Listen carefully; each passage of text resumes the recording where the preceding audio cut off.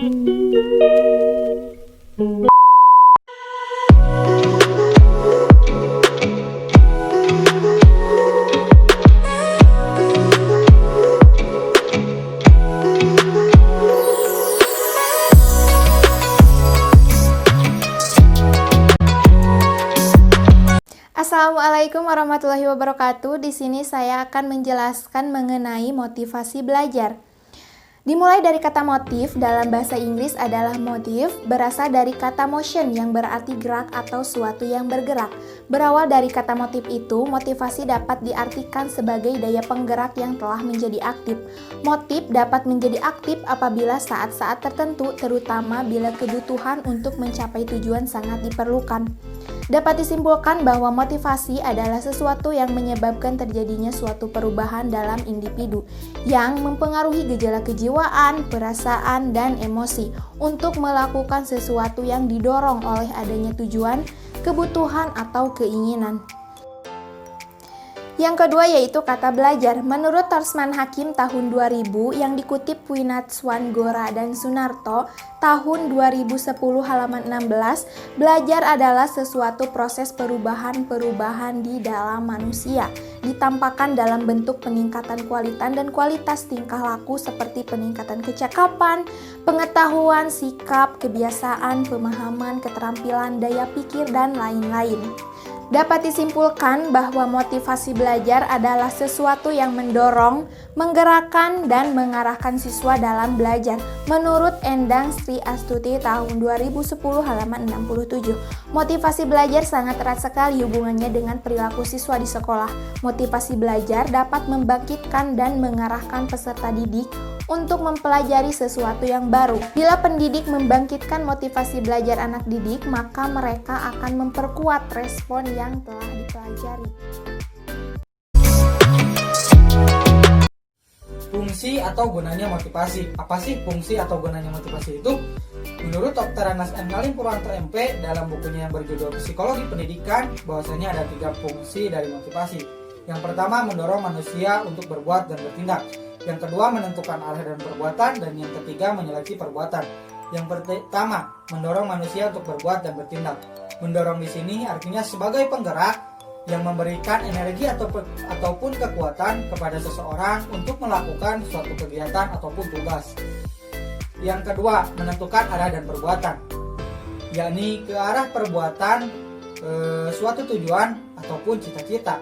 Motivasi juga mencegah penyelewengan dari jalan yang harus kita tempuh untuk mencapai tujuan itu. Makin jelas tujuan itu, makin jelas pula jalan yang harus kita tempuh. Dan yang ketiga, menyeleksi perbuatan. Menyeleksi perbuatan di sini artinya kita menentukan perbuatan-perbuatan mana yang harus kita lakukan untuk mencapai tujuan tersebut dan menyisihkan kegiatan-kegiatan yang tidak berguna untuk tujuan tersebut.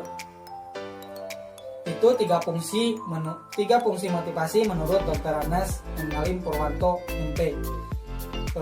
Dan hasil belajar akan menjadi optimal kalau adanya motivasi.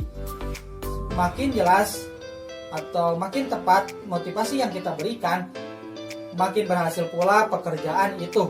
Jadi motivasi senantiasa menjadi intensitas usaha belajar bagi para pelajar.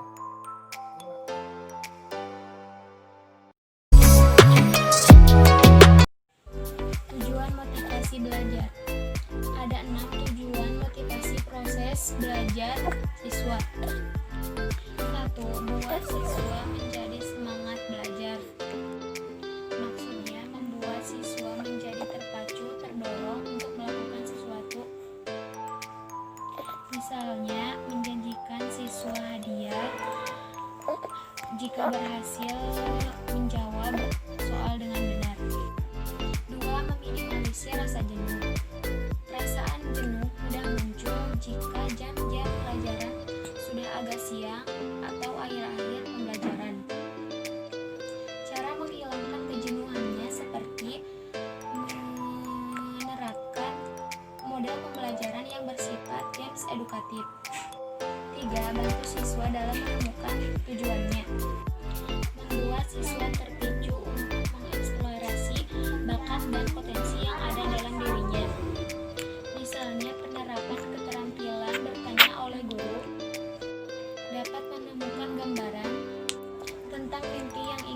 kita wujudkan. 4. Tumbuhkan sikap optimisme dalam diri siswa. Memberi stimulasi positif cara berpikir siswa, misalnya seperti kata kamu pasti bisa. 5. Siswa menjadi eksploratif. Membuat siswa menjadi lebih kompeten dan berusaha mencari tantangan guna menguji atau mengukur bakat dan minat yang dimilikinya. 6. Mengajarkan siswa agar tak mudah menyerah. Dengan motivasi baik, siswa tidak mudah putus asa jika dihadapkan dengan berbagai hal, misalnya pelajaran yang menurutnya susah. Assalamualaikum warahmatullahi wabarakatuh. Di sini saya akan menjelaskan mengenai motivasi belajar. Nah, motivasi belajar ini ada 4 pembagian. Motivasi dilihat dari dasar pembentukannya. Ada 2 motif. Yang pertama yaitu motif-motif bawaan.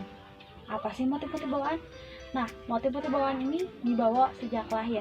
Contohnya dorongan untuk belajar, dorongan untuk istirahat, dan lain sebagainya. Yang kedua yaitu motif-motif yang dipelajari. Apa sih motif-motif yang dipelajari itu? Motif-motif yang dipelajari yaitu motif yang diisyaratkan secara sosial. Contohnya dorongan untuk menekuni suatu bidang.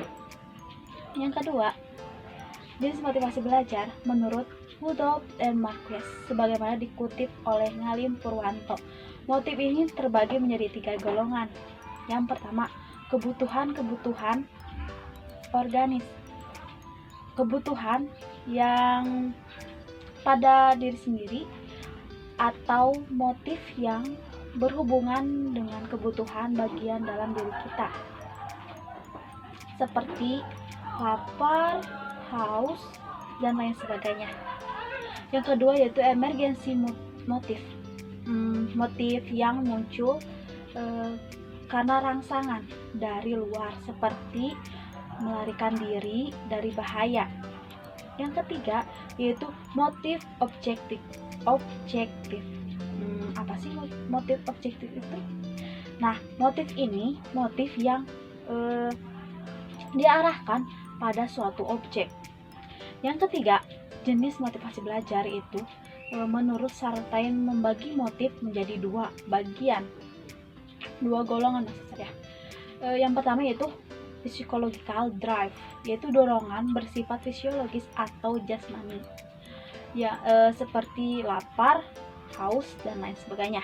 Yang kedua yaitu social motives, yaitu dorongan yang berkaitan dengan manusia lain. Oke, yang terakhir yaitu motivasi jasmani dan rohani. Motivasi ini misalnya refleks, interaksi secara otomatis, nafsu, jasmania, termasuk jasmania. Untuk rohania yaitu itu kemauan.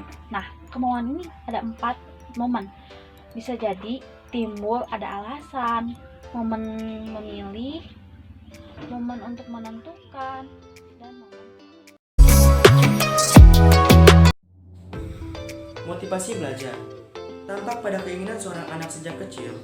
Keberhasilan mencapai keinginan tersebut menumbuhkan rasa kemauan untuk bergerak, bahkan di kemudian hari, cita-cita dalam kehidupan. Dari segi emansipasi kemandirian, keinginan yang terpuaskan dapat mengubah rasa kemauan dan semangat belajar. Nah, kalau dari segi pembelajarannya, penguatan dengan hadiah ataupun dengan hukuman akan dapat mengubah, yaitu dapat mengubah keinginan menjadi kemauan dan kemauan menjadi cita-cita. Kalau membicarakan tentang motivasi belajar, pasti selalu akan ada hambatannya. Nah, kali ini saya akan menjelaskan faktor-faktor yang mempengaruhi motivasi bagi siswa. Faktor-faktor yang mempengaruhi motivasi belajar pada siswa, yaitu yang pertama, kemampuan siswa. Keinginan seseorang anak perlu dibarengi dengan kemampuan atau kecakapan mencapainya. Kemampuan akan memperkuat motivasi anak untuk melaksanakan tugas-tugas perkembangan. Yang kedua adalah kondisi siswa. Kondisi siswa yang meliputi kondisi jasmani dan rohani sangat mempengaruhi pada motivasi belajar. Yang ketiga yaitu kondisi lingkungan siswa. Lingkungan siswa berupa keadaan alam, lingkungan tempat tinggal, pergaulan sebaya, dan kehidupan kemasyarakatan. Dengan kondisi lingkungan tersebut yang aman, tentram, tertib, dan indah, maka semangat dan motivasi belajar mudah diperkuat. Yang keempat yaitu unsur-unsur dinamis dalam belajar dan pembelajarannya. Siswa memiliki perasaan, perhatian, kemauan, ingatan, dan pikiran yang mengalami perubahan berkat pengalaman hidup. Pengalaman dengan teman sebayanya berpengaruh pada motivasi dan perilaku belajar. Dan yang terakhir yaitu upaya guru dalam membelajarkan siswa. Guru adalah seorang pendidik profesional. Ia bergaul setiap hari dengan puluhan atau ratusan siswa sebagai pendidik. Guru dapat memilih dan memilah yang baik. Partisipasi dan teladan memilih perilaku yang baik tersebut sudah merupakan upaya membelajarkan dan memotivasi siswa.